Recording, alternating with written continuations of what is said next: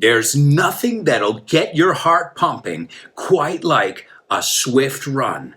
It'll get your adrenaline flowing, fill your lungs with fresh air, and in the long run, will lead to overall wellness. And you'll be in a great mood to boot. Join me as we run like the wind on today's episode of FYI.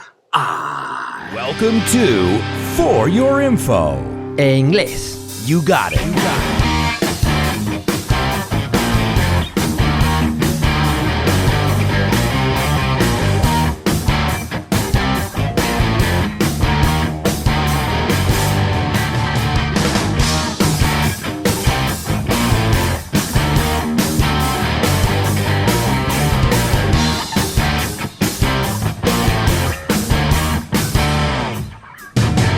Hello everyone, and welcome to this. I can't believe it. It's the 4th episode. I'm starting to lose track. To lose track es perder la cuenta. So I'm starting to lose track, guys. I hope you enjoyed the other 3 episodes that we've had. The first one was wine. The second one was blue jeans. The third one was Broadway, and today we are ready to run. I hope you guys are ready to go for a run. That's right, in English we don't say I'm gonna run so much as I'm gonna go for a run, which I think the translation would be in Spanish, salir a correr. I'm gonna go for a run. All right, so welcome to the podcast. Thanks again for all the feedback. I've been getting so much feedback from our listeners, and the podcast is growing every single day. So thank you for that. I cannot thank you enough. That's thanks to you guys, and especially my Patreon subscribers. In fact, as many of you know, there are 2 parts to this podcast. Every Friday, you'll get the free part of the podcast, which you're listening to right now. But then there's a bonus part of the podcast, which is more of an English class, and we look at useful vocabulary. I give you recommendations, and you'll also join my exclusive community and not just get that bonus content, but so many other exclusive offers and things like that. So if you want to find out more information about getting this bonus content, this exclusive content, it's real simple. Go over to patreon.com/Alberto Alonso, and you can find out about the different tiers. Tier, no hablo de lágrima. I mean tier as in nivel, right? It sounds exactly the same. In fact, the word lágrima, tier, T-E-A-R, and the word tier, nivel, I would say in Spanish, sound exactly the same. So take a look at the different tiers and see if there's one that's right for you. And as always, if you have any questions, let me know. That's what I'm here for. I'm your teacher, right? And today I'm going to teach you about something that I have to say, I was never into. If you like something, you're into it. You could say, I never liked it, but it would be more natural to say, I was never into running. Well, I have to admit, I was always a little bit big-boned. Es una forma muy políticamente correcta, a politically correct way of saying I was a fatty, a chubby kid, right? Chubby is regordito, right? Big-boned, yeah. I used to say it too. So I was never a good runner. In fact, you guys want me to tell you a little secret? I'm going to let you in on a secret. To let you in on a secret is to tell you a secret. I was so slow on my baseball team, right? Such a slow runner on my baseball team that my nickname, mi apodo, my nickname was, are you ready for this? I need a drum roll for this one. Grandma. Yeah, me llamaban abuela. So I wasn't just chubby, regordete, but I was also slow. Oh man. But hey, I turned the situation around, darle la vuelta, right? I turned the situation around and I started to get in shape. Ponerse en forma is to get in shape, right? If you're out of shape, fuera de forma, o no estás en forma, you're out of shape, you need to get in shape.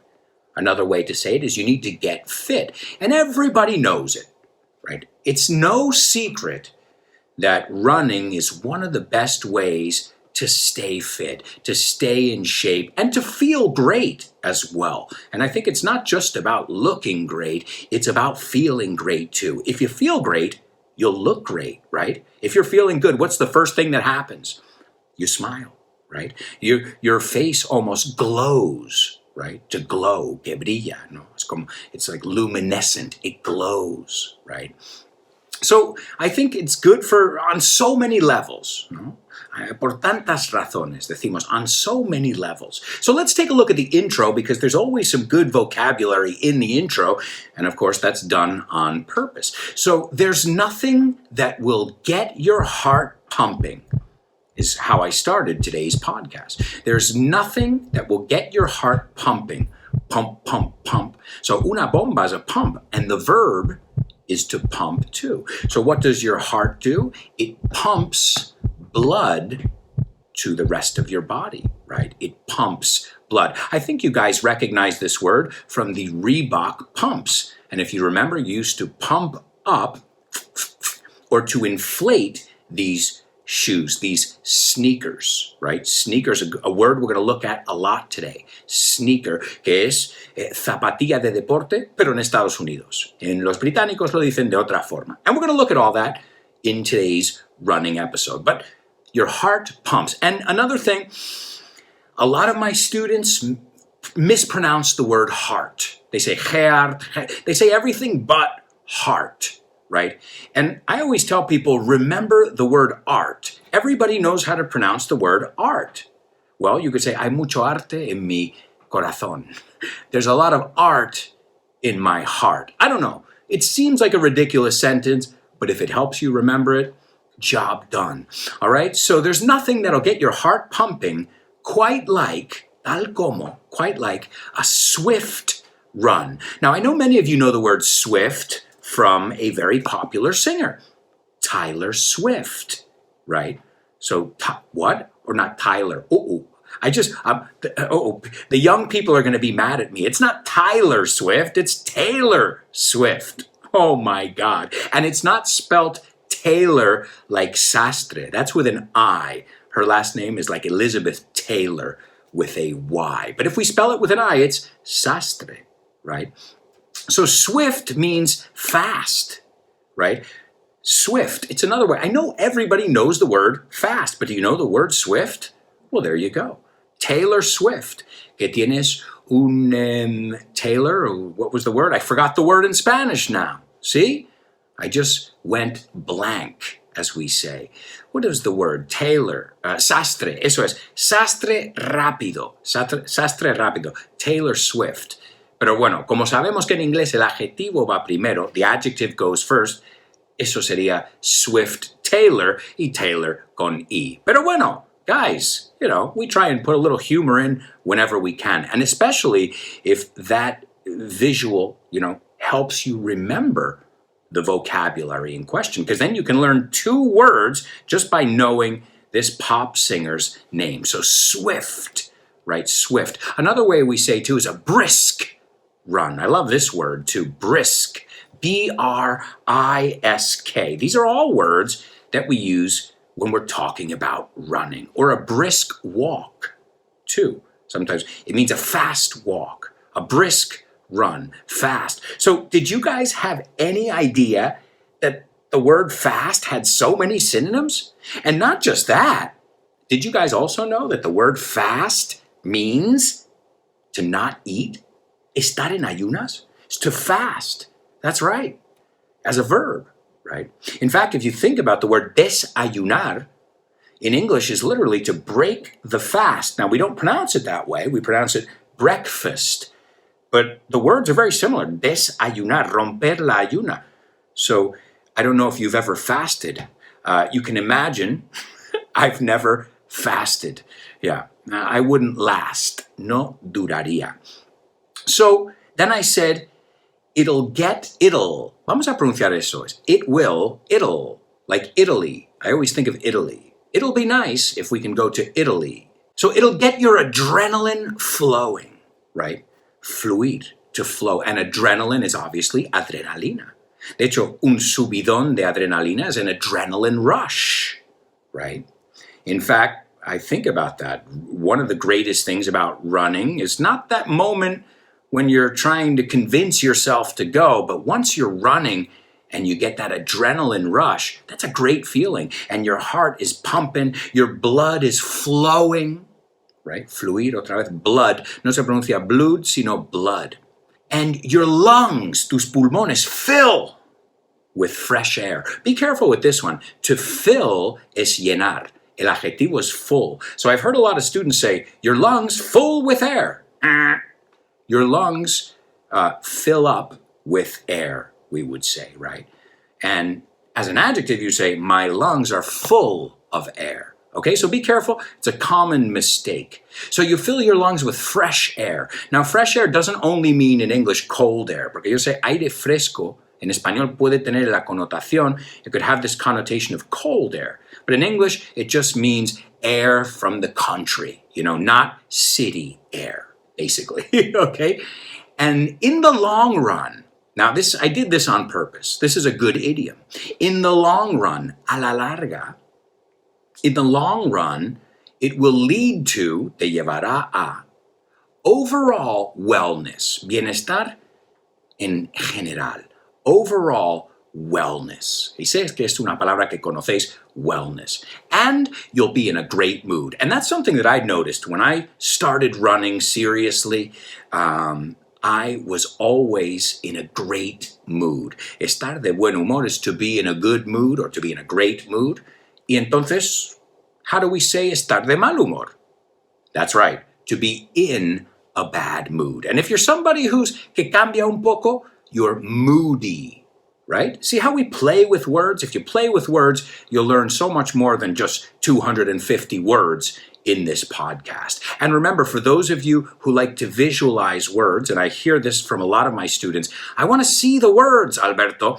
Well, really simply, all you have to do is subscribe on Patreon, and I have PDFs available of these podcasts, of each and every one. I even have videos. As I said, take a look at my Patreon and see if any of those options is right for you. As you know, many of you, this podcast is completely and totally produced by me.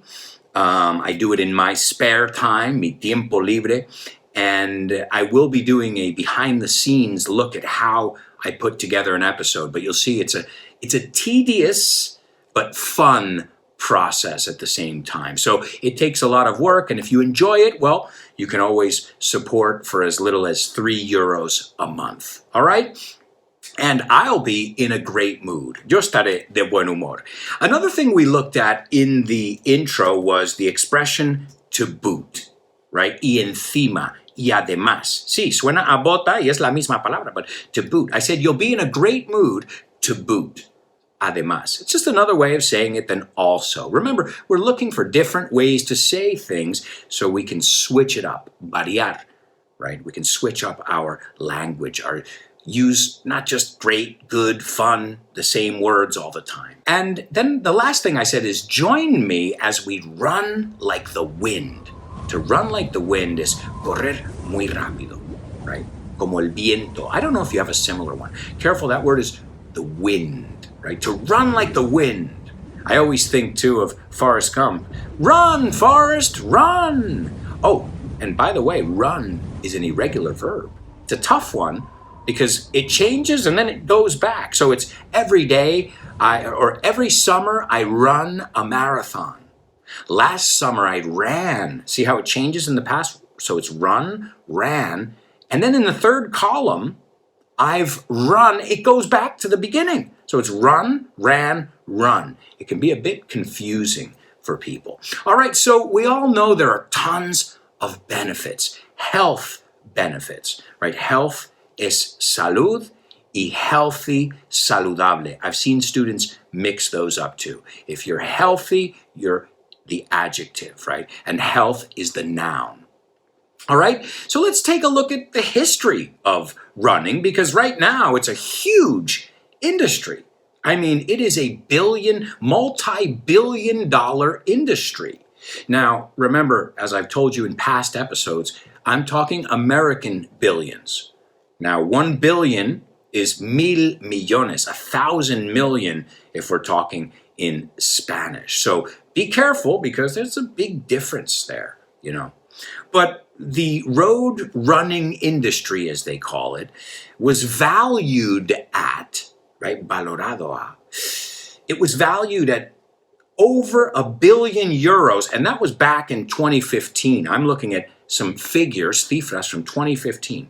1.4 billion, and let's be honest, this industry has grown every single year. In fact, in the United States alone, they hold. Now, to hold is convocar, like if you hold a meeting, or you hold is celebrar, I think you say in Spanish. Se va a celebrar un maratón. Hold es lo mismo que sujetar, pero otro uso. So I'll give it to you in the passive voice. In the United States, 1,000 or more than or over, ambos valen para más de, over 1,100 marathons are held annually in the United States. Se puede decir annually or yearly. So it's huge. I don't think you can like running or not like running, right? To dislike es no gustar. Maybe you dislike running, but you can't deny, no puedes negar, how big it has gotten. And I think also people are more health conscious lately, más conscientes de su salud. But when did we start running?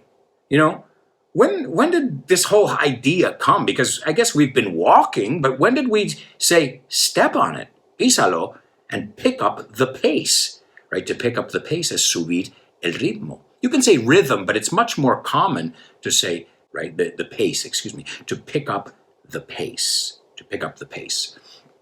Sube el ritmo, pick up the pace. In fact, we need to pick up the pace because we're running out of time. Look, there's another use of running. To quedarse sin, right? Agotar.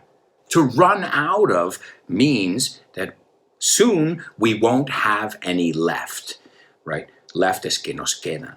So we don't have much time left, no nos queda mucho tiempo. So left, además de izquierda, también es quedar después del número. Nos queda tal. So we don't want to run out of time, so let's run down the list. Vamos a repasar la lista here of some of the milestones, right? Or feats. Esto es una palabra interesante because you put sneakers, as we said, zapatillas de deporte, on your feet, plural. Not on your feets. But Alberto, you just said the word feats. Yeah, but I spelt it F-E-A-T-S, which are hazañas. So some of these feats, no pun intended, que valga la redundancia, o que no quería hacer juego de palabra. That means when I say no pun intended, it means I wasn't trying to be funny on purpose. So where did this all start? Well, we're going to go way back. 776 BC. 776 antes de Cristo. This was the first event of the first ever Olympic Games. And in this Olympic Games, there was a foot race, right? Una carrera, the word race is carrera, también es raza, right? But there was a foot race. So this is not like something Nike, que de hecho no lo pronunciamos Nike, we say Nike. Y no decimos Reebok, we say Reebok. Como la canción. Estos son Reebok, son Nike, son Nike. So Reebok and Nike, right? Named after, nombrado en honor a, the goddess of victory. But no, it started way before Nike, way before New Balance and Reebok and all those ones. The first time, at least, that it was documented that people were doing something that would be considered running today. Then we go to 490 BC, another feat. A Greek soldier, you're going to have to forgive my Greek pronunciation here, but it's Pheidippides. Pheidippides. Sounds about right. Now, I'll teach you an idiom while we're talking about Greek. When you don't understand something, we say in English, it's all Greek to me, which is in Spanish, I think, the equivalent of me suena a chino. It's funny how to you guys something confusing sounds Chinese, to us Greek. So, yes, of course, we have to go to ancient Greece for everything, you know? You want to find the roots of anything, go to ancient Greece. So this was 490 BC. This soldier is said to have run, se dice que ha corrido, is said to have run from Marathon, which is a place in Greece. I didn't know that before this episode. To Athens, Greece, right? To Athens, Greece. Atenas. We say Athens, sacando la lengua, right? Now that was roughly es alrededor de, más o menos, 25 miles. Now, what is 25 miles? I'm not too good at this, but let's convert it. 25 miles to kilometers, and we're talking about 40 kilometers and change. Como decimos, y un poquitín más. Y suelto, y cambio, right? So, why did he do it? Well, he did it to deliver news. No? Entregar una noticia. That's right, about a military victory. So he wasn't even doing it to get in shape or because he wanted to look good, or maybe he liked the neon clothes, or maybe he liked the spandex. You say lycra, right? Guys, sorry, bikers, runners, I consider myself one of those. Spandex doesn't look good on anyone. Spandex.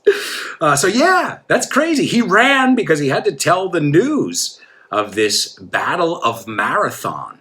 And well, now we know a marathon is something that, you run about 25 miles. Now, the bad news. This story doesn't have a happy ending. They don't live happily ever after. No comieron perdices. Our friend here, I won't say his name, just in case. I'll say our soldier friend. Well, he didn't really train. Y de ahí sacamos la palabra trainers. Trainers es como los ingleses llaman zapatillas de deporte. Trainers. Americans say sneakers. In the second part of the show, we're going to look at why these are both logical words. So this guy, you know what he did, this soldier, after he crossed the finish line or achieved his goal? He keeled over. Yeah, to keel over. Let me translate that. He died. He kicked the bucket. And yeah, that was the end of him. I couldn't believe it, man.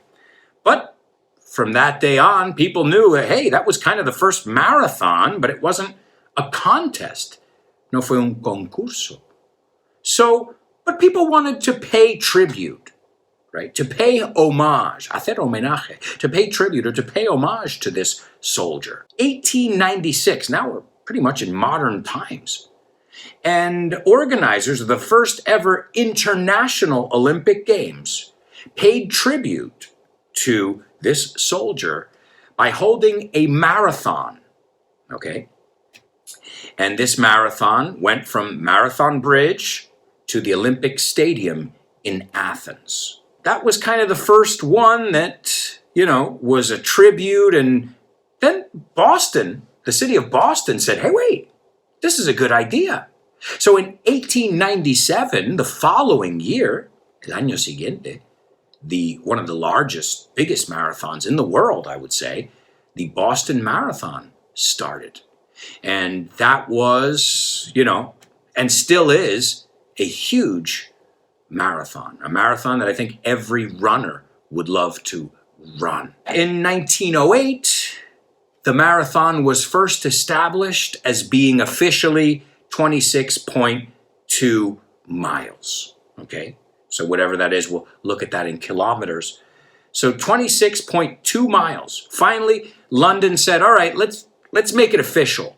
So for all these years, it wasn't like an official thing. And then, as with everything, the more people get into it, right, the more it catches on, lo más popular que se pone, well, the more people organize it. And so the London Olympics, yeah, and we had London Olympics pretty recently, and they were pretty monumental. Well, the 1908 ones were as well. And 13 years later, as always, the associations are always late. 13 years later, the International Amateur Athletic Federation declared the marathon as a 26.2-mile race. It took them 13 years, but London said, well, we already decided that, but If you want to make it official, go for it. Go for it.